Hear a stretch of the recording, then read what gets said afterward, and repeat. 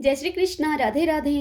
भगतजनों, आप सभी को देव उठनी एकादशी की हार्दिक शुभकामनाएं। आज के पावन दिन में आप सबके समक्ष देव उठनी एकादशी की व्रत कथा प्रस्तुत कर रही हूँ।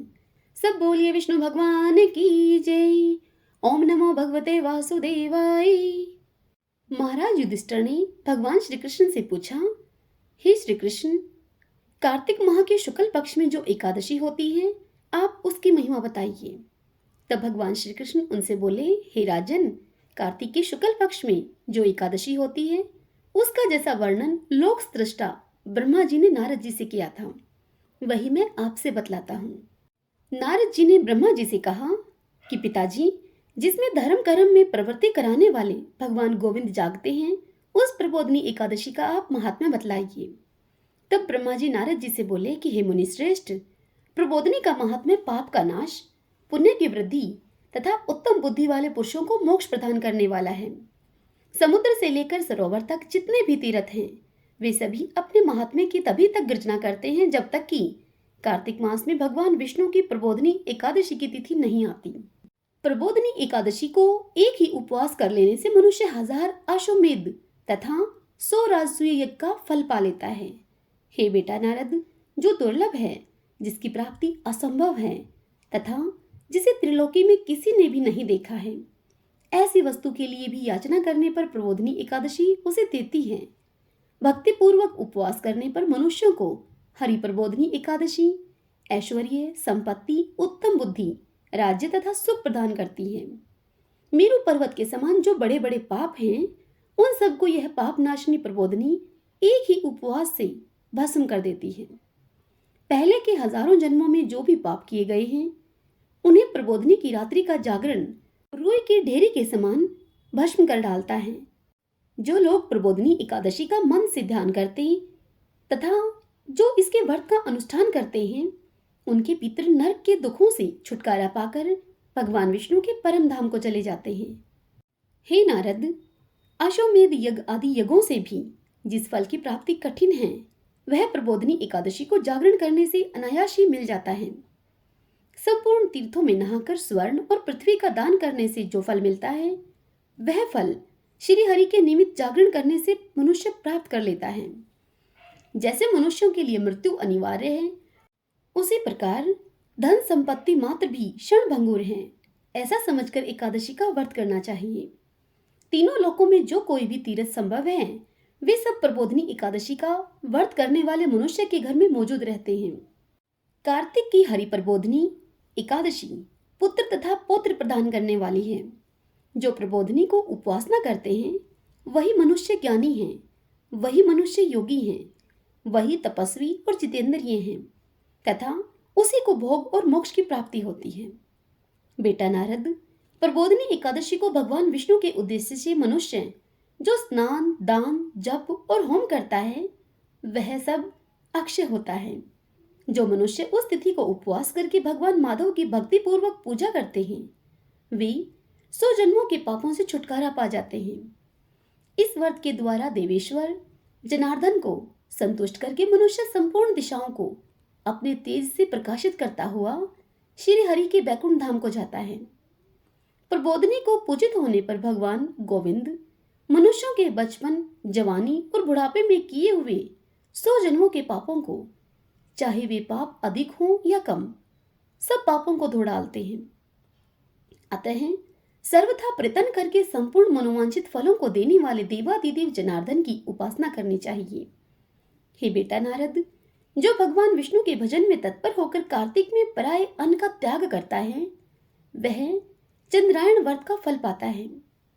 जो प्रतिदिन शास्त्रीय चर्चा से मनोरंजन करते हुए कार्तिक मास को व्यतीत करता है, वह अपने संपूर्ण पापों को जला डालता है और 10,000 यज्ञों का फल प्राप्त करता है। कार्तिक मास में शास्त्रीय कथा के कहने और सुनने से भगवान मधुसूदन को जैसा संतोष होता है, वैसा उन्हें यज्ञ, दान और जप आदि से भी नहीं मिलता है।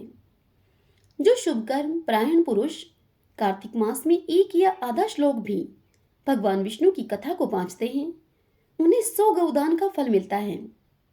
हे महामुने नारद, कार्तिक में भगवान केशव के सामने शास्त्र का 100 अध्याय तथा श्रवण करना चाहिए।